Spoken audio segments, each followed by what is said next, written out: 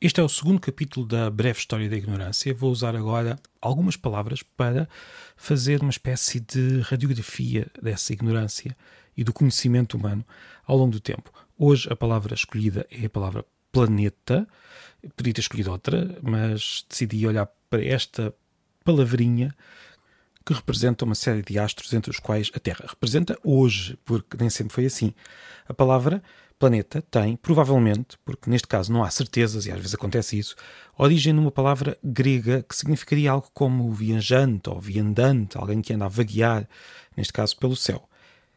Quem olhava para o céu via uma esfera cósmica bastante estável, feita de estrelas, e à frente dessa esfera alguns astros andarilhos, como o Sol, a Lua e uns quantos outros. Eram todos planetas. Sim, a certa altura da história da humanidade, chamávamos planetas ao Sol, à Lua, a Mercúrio, Vênus e por aí fora, mas não à Terra. A Terra não era um planeta, o Sol era um planeta.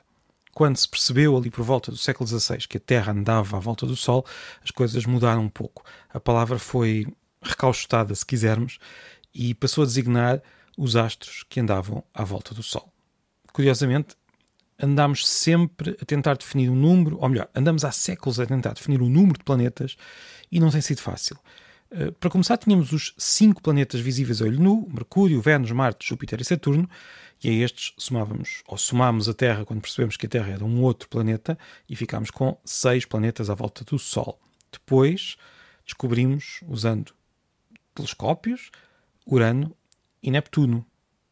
No entanto, também percebemos que o Sistema Solar é feito de muitos outros astros, ou de muitas outras rochas, se quisermos, e por vezes andámos um pouco indecisos se havíamos de considerar planetas. Por exemplo, todos nós conhecemos a história, Platão. Platão foi considerado durante muito tempo planeta e hoje é considerado não um planeta do grupo principal, mas sim um planeta anão. Mas antes dele tivemos outro, por exemplo, Ceres, que é um asteroide que existe entre Marte e Júpiter, também redondo, como os planetas, foi considerado durante muitas décadas, desde até meados do século XX, como um planeta. Ceres já foi um planeta. Há poucos anos houve aqui uma redefinição do termo científico, e Plutão passou a ser considerado um planeta anão, que é uma categoria que não inclui apenas Plutão e não inclui apenas Ceres. Temos Plutão, temos Ceres, temos Haumea, temos Makemake e temos Eris. Se nunca ouviu falar destes planetas, neste caso da categoria de planeta anão, não se preocupe. A primeira vez que eu ouvi falar de Makemake foi a minha sobrinha Laila que me explicou o que era, porque tinha aprendido na escola. Eu nunca tinha ouvido falar até então.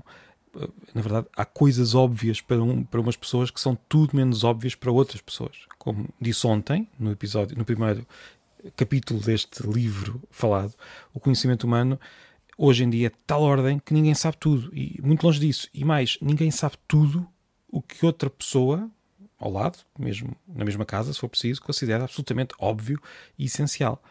Bem, eu falei da palavra planeta também por outra razão. Se virmos bem, há aqui algo curioso. O nosso conhecimento, que é daqueles conhecimentos que pode sair numa pergunta de um teste, ou num concurso televisivo, o nosso conhecimento sobre o número de planetas não é propriamente um conhecimento sobre o universo em si, ou como funciona. É mais um conhecimento sobre as definições que os astrónomos usam, ou melhor, sobre os termos que são usados pelos cientistas. No fundo, é um conhecimento sobre as ferramentas mentais que nós usamos para descrever o universo. Um termo não é propriamente uma palavra ou uma expressão. É uma palavra ou uma expressão que tem um significado particular em determinada área, um significado que é controlado, digamos assim. Portanto, um termo científico é uma expressão ou uma palavra que tem um significado preciso, que é definido de forma mais controlada do que as palavras e as expressões no dia-a-dia. Olha, eu digo isto porque, por vezes, nós confundimos este conhecimento dos termos com o próprio conhecimento. Ambos são importantes. Nós, para conseguirmos falar dos planetas e dos satélites e por aí fora, convém termos palavras para isso e convém termos termos rigorosos. Mas saber como funciona o Sistema Solar é independente dos termos adotados. Nós podemos falar do Sistema Solar em várias línguas, para começar, e mesmo usando diferentes terminologias. O nosso conhecimento, quando Plutão deixou de ser um planeta e passou a ser um planeta anão, não mudou propriamente. Mudou o significado daquele termo, tal como é definido pelos astrónomos, mas o conhecimento em si não mudou. Esta mudança do termo decorreu de novos conhecimentos, é verdade, mas ela em si não cria novo conhecimento. Há que dizer, no entanto, que é muito importante estas ações de estabilização da terminologia, de definição rigorosa, tudo isso é muito importante. Só não convém confundir com o verdadeiro combate à ignorância. Plutão podia ainda hoje continuar a ser um planeta e nós saberíamos tanto ou tão pouco sobre ele. Olha, há mais partes do conhecimento para lá deste conhecimento dos termos. Temos a imaginação, que nos permite ver como funcionam, que nos permite imaginar hipóteses que são depois testadas. Temos a matemática, que injeta rigor neste conhecimento, mas infelizmente, por outro lado, por vários motivos, afasta algumas pessoas assustadas se calhar com esse rigor, ou com a forma como os símbolos usados são muito diferentes dos símbolos habituais. É um medo que deve ser combatido, mas não é fácil. Há esta barreira da matemática que é combatida por vezes pelos próprios cientistas quando tentam explicar por outras palavras, quando tentam mostrar, quando tentam escrever e mostrar este conhecimento que muito dele é baseado em matemática, mas que para ser transmitido para a população em geral, por vezes tem de ser reformulado usando termos e palavras diferentes. Bem, tanto os termos como a matemática são ferramentas, mas o conhecimento que estas ferramentas permitem descobrir ou transmitir ou manter existe para lá dessas ferramentas, embora, há que dizer, em alguns casos, como no caso da mecânica quântica, e estava para outros episódios, a matemática dá-nos resultados que nós ainda hoje, passado quase um século, ainda não conseguimos compreender de outra forma para lá dos próprios resultados da matemática. Há várias hipóteses, várias teorias, mas não temos uma explicação consensual para aquilo que está por trás dos resultados que a matemática nos dá. Isto dava para outros capítulos sobre a forma como nós sabemos ou conhecemos certos territórios da ignorância, como é este o caso, e temos já algumas luzes, muitas delas luzes muito rigorosas sobre o que está nesse território, mas não conseguimos vê-lo, não conseguimos imaginá-lo.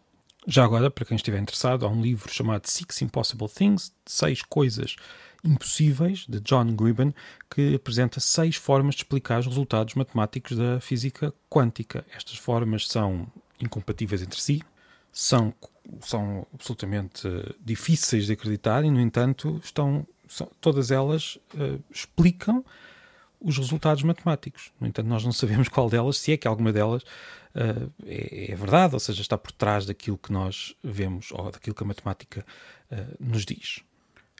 A humanidade, de qualquer forma, sabe no seu conjunto hoje bastante sobre o sistema solar.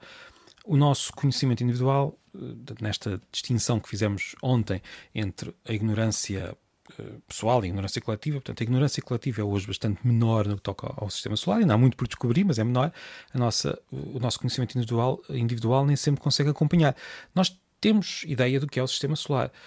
A escola tenta transmitir essas ideias, mas tem de ser sempre algo muito limitado, muito selecionado, e por isso nós sabemos menos do que se calhar pensamos. Por exemplo, é comum nós não sabermos exatamente a escala do sistema solar. Nós pensamos que o sistema solar é um pouco como aqueles modelos da escola em que os planetas estão todos relativamente perto uns dos outros a andar à volta do Sol. E, no entanto, a escala é tremenda. A Terra está a 150 milhões de quilómetros do Sol, é muito, se vemos bem. Júpiter está mais ou menos a 5 vezes essa distância do Sol. Portanto, está ainda muito mais longe do que a Terra. Está mesmo muito, muito longe. Se nós tentássemos criar um modelo à escala, nós precisávamos de muito espaço, não numa sala de aula, não chegava. Provavelmente teria de ser o tamanho muito para lá do tamanho da própria escola, para termos uma pequena esfera a representar o Sol no meio e depois a Terra muito, muito longe, quase a não se conseguir ver, e Júpiter ainda mais longe. Como vimos ontem, há esta ignorância coletiva com tudo o que não sabemos, e nem sabemos o que não sabemos, e provavelmente há muita coisa que não sabemos sobre o sistema solar, e depois há esta ignorância individual que, neste caso, é bastante grande. Nós sabemos pouco. Todos nós sabemos pouco. Claro que no caso do sistema solar Há cientistas, especialistas que sabem muito, sabem quase tudo, depois não saberão da área ao lado. Mas mesmo se olharmos só para o sistema solar, todos nós sabemos pouco. Por exemplo, só para dar um exemplo, uma coisa que descobri acho que foi o ano passado, há oceanos de água, uma água muito parecida com a nossa, em Encélado, que é uma lua de Saturno. São oceanos que existem debaixo de uma camada de gelo, oceanos subterrâneos, oceanos parecidos com os nossos. E nós só descobrimos isto, nós, seres humanos, em 2005. E eu, ser humano particular, só descobri o ano passado. E certamente há muitas outras coisas que se sabe bem, mas eu, ser humano particular, não sei, tal como qualquer um de nós. Há muito, muito para descobrir. E depois há ainda a história de como nós, seres humanos, fomos descobrindo tudo isto. É uma história bastante interessante, de que também sabemos pouco. É, no fundo, mais conhecimento para criar, mais ignorância para destruir, tanto a ignorância coletiva como a individual. Há também, certamente, surpresas por revelar. Há muita coisa sobre o sistema solar que nós ainda não sabemos. Daqui a umas décadas, talvez os nossos netos olhem para a nossa época e pensem como é que foi possível que eles não soubessem algo que na altura será óbvio e que eu não faço ideia do que será. Estas duas ignorâncias, a ignorância coletiva, mesmo sobre algo tão particular como é o sistema solar, e a ignorância pessoal minha, na verdade, entusiasmam.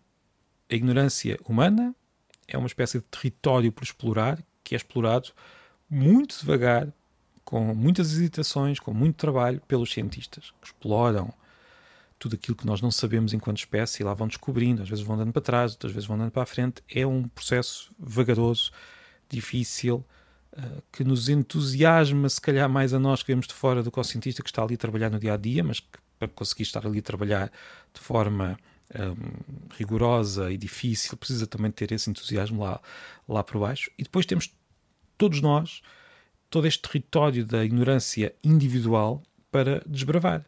E esse, para dizer a verdade, é mais fácil de desbravar do que o outro. Nós temos aí grandes descobertas que podemos fazer com um bom livro, com um bom professor, com uma boa conversa. É também isso que me entusiasma e é esse entusiasmo que estou aqui a tentar transmitir. Amanhã vamos continuar com a nossa breve história da ignorância, com mais uma palavra, ou talvez mais umas palavras, não sei, vou ainda decidir. Aliás, hoje tinha planeado fazer este episódio à volta de 2 palavras e acabei por perceber que não ia ter tempo e por isso concentrei-me aqui no planeta e no sistema solar. Mas amanhã vamos para outras paragens mais terrestres, digamos assim. Até amanhã, muito obrigado.